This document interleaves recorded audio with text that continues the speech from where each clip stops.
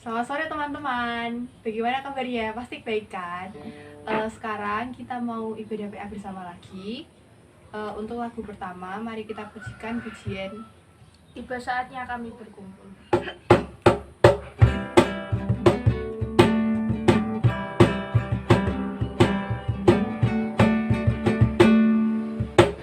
Tiba saatnya kami berkumpul bersatu dari segenap suku dan bangsa, berdiri di hadapan tata anak domba, satu suara menyatakan keselamatan bagi Allah yang duduk dan bertata. Kami naikkan pada anak domba pujian dan kekuatan, hormat dan kekuasaan, kemuliaan baginya selamanya.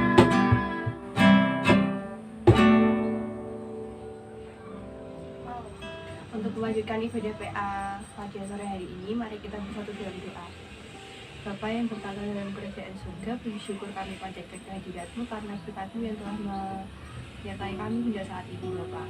Bapak, sebentar kami akan memulai ibadah PA kami. Engkau berkati, Engkau sertai ibadah ini supaya dapat berjalan dengan lancar dari awal hingga akhir. Semoga Engkau juga membuka hati kami dalam menerima firman-Mu supaya firman ini dapat kami terapkan dalam kehidupan sehari-hari. Ampunilah semua dosa dan kesalahan kami, Bapa. Haleluya. Untuk lagu selanjutnya, mari kita menyanyikan bagian Raja Wali.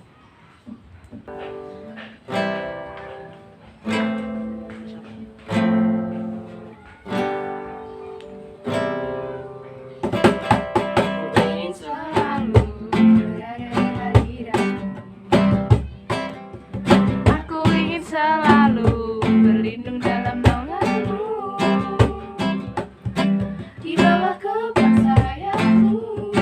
Kau bawaku terbang tinggi, melintasi langit biru, bagaikan Raja Wali. Bagai Raja Wali, melintasi gunung tinggi. Bagai Raja Wali, melintasi badai hidup. Di bawah kepala sayap-Mu, Kau bawaku terbang tinggi, melintasi langit biru, bagaikan Raja Wali. Sebelum firman, mari kita menyanyikan Kusiapkan Hatiku Tuhan.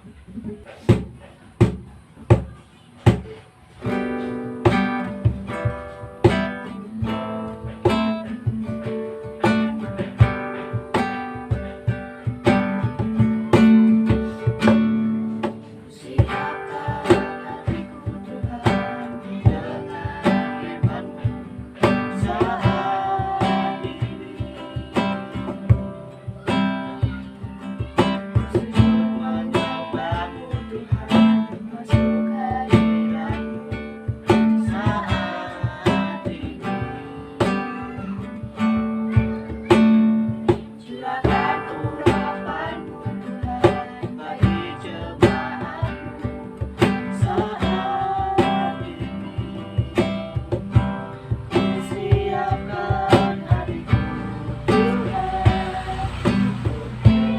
dengan firman-Mu. Biarlah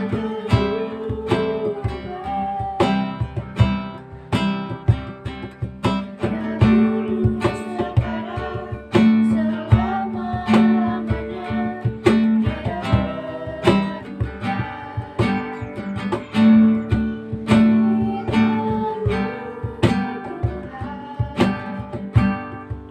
menolong hidupku. Kusiapkan hatiku Tuhan untuk dengar firman.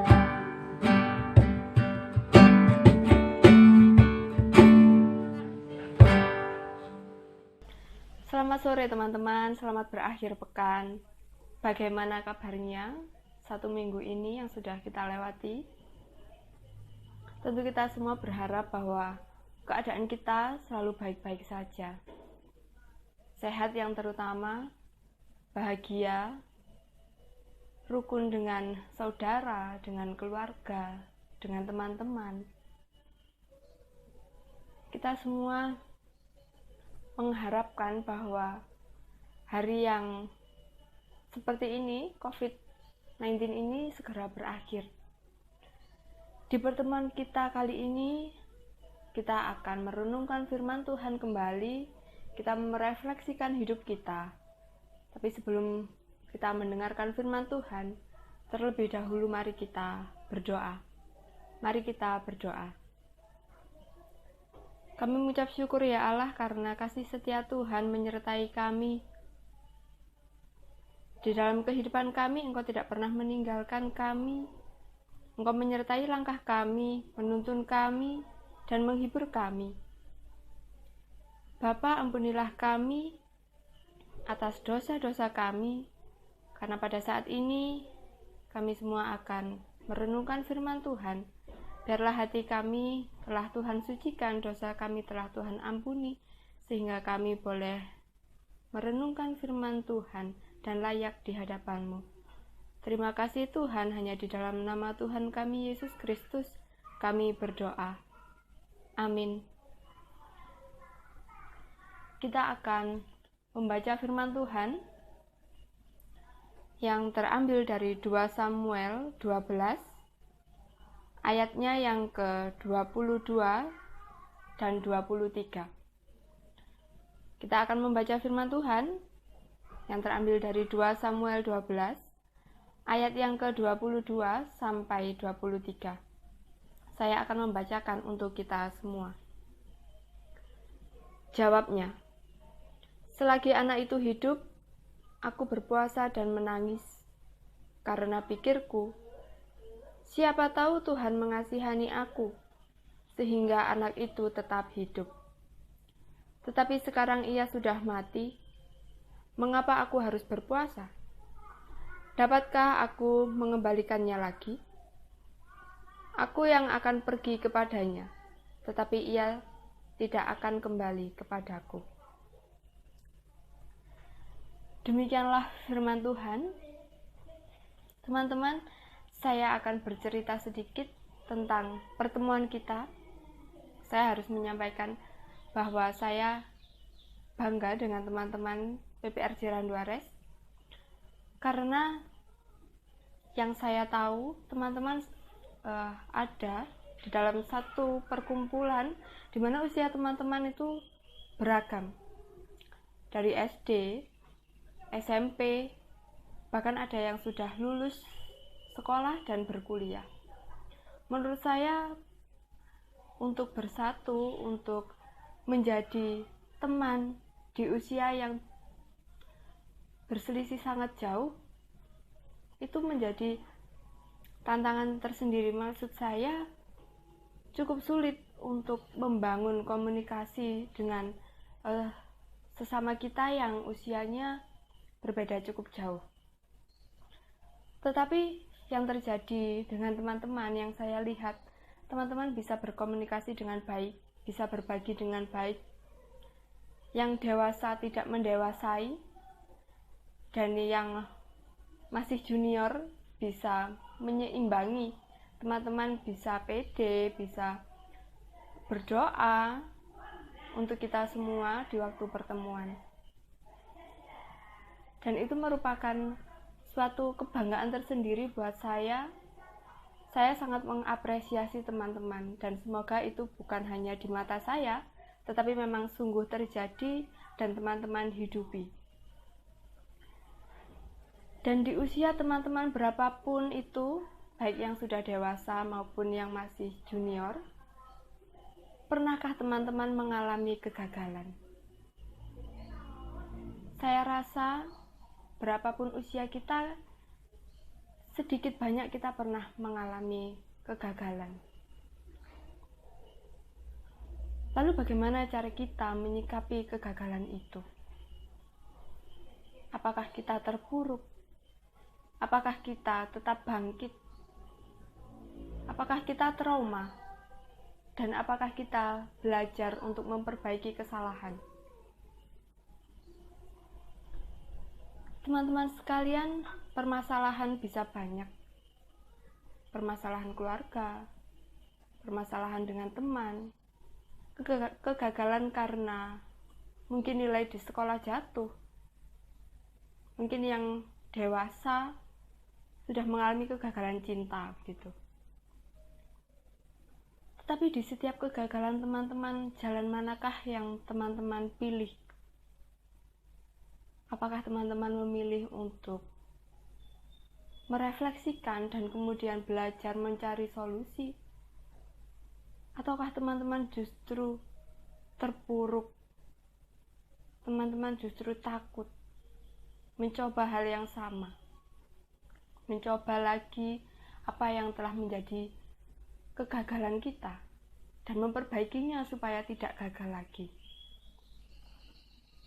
Di dalam ayat ini, teman-teman, kita diajarkan dua hal. Yang pertama, bagaimana kita bertobat. Bagaimana kita bisa mengampuni diri kita sendiri.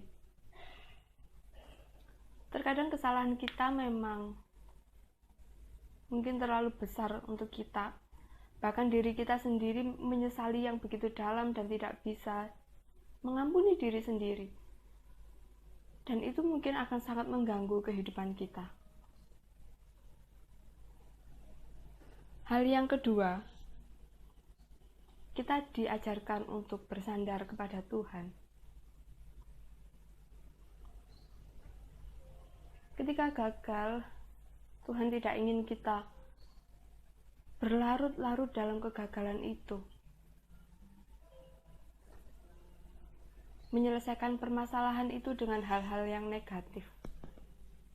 Terjerumus ke dalam hal-hal yang negatif. Tetapi kita diajarkan untuk berserah kepada Tuhan.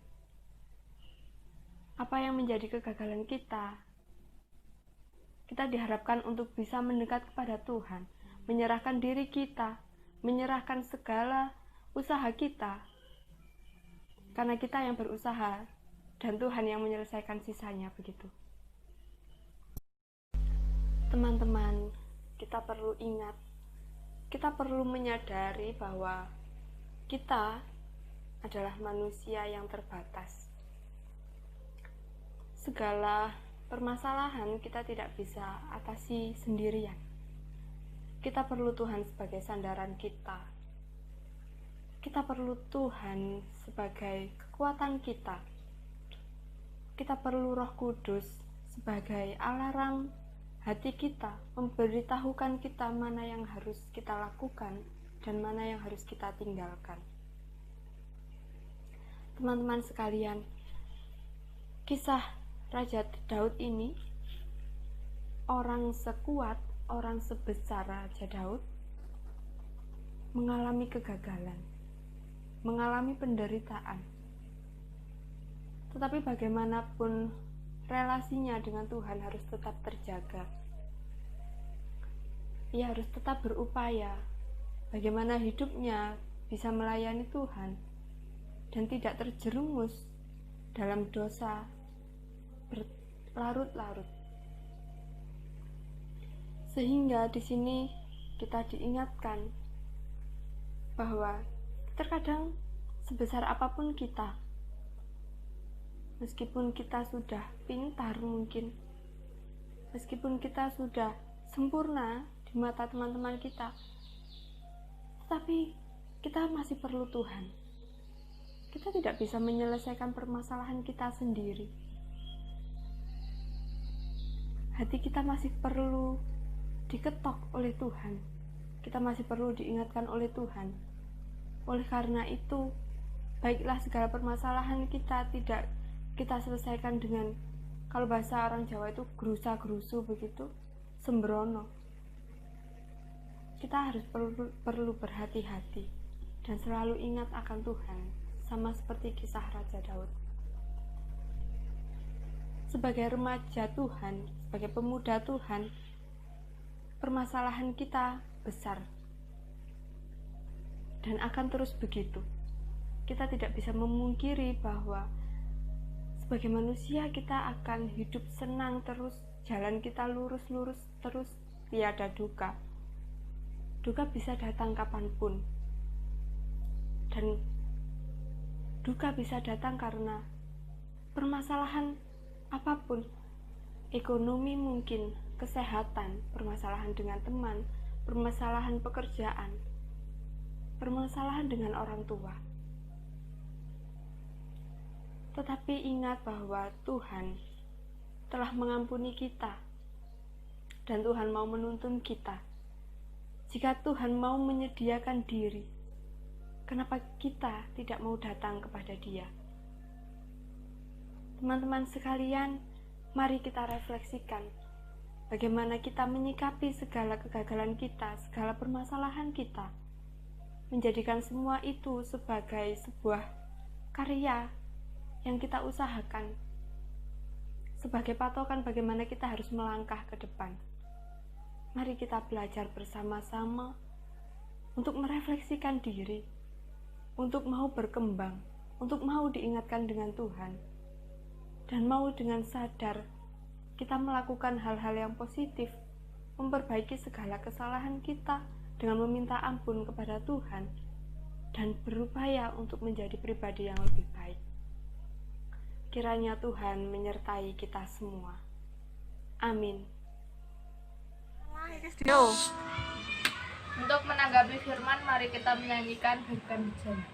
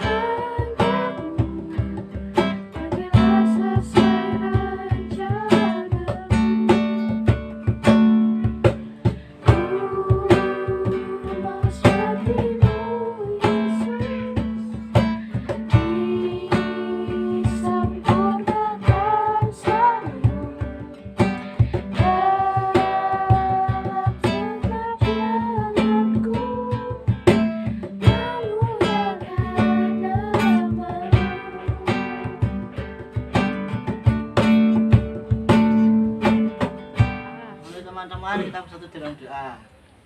Syukurlah terima kasih atas berkat yang Engkau berikan pada hari ini. Terima kasih juga Engkau telah menyertai kegiatan PA dari awal hingga akhir. Tuhan, kiranya firman yang diberikan pada hari ini bisa menjadi berkat dan bisa menjadi racun bagi kita semua. Dan juga semoga kita bisa bertemu kembali di tempat gereja kajian dosa. Ya, amin. Untuk mengakhiri PA pada sore hari ini, mari kita menyanyikan Sak Jeki.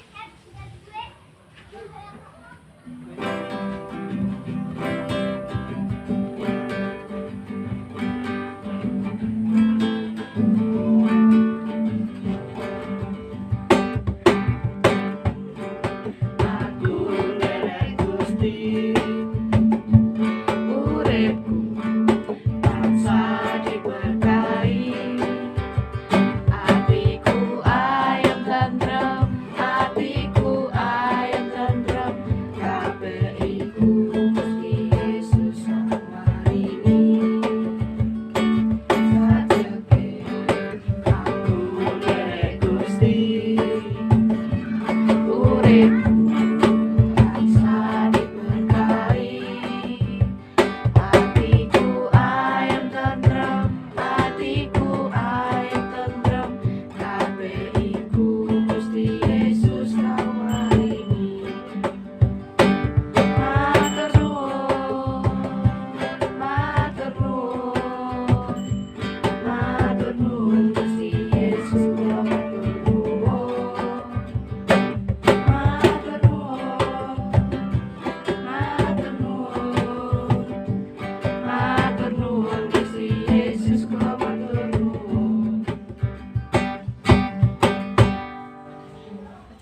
tutup.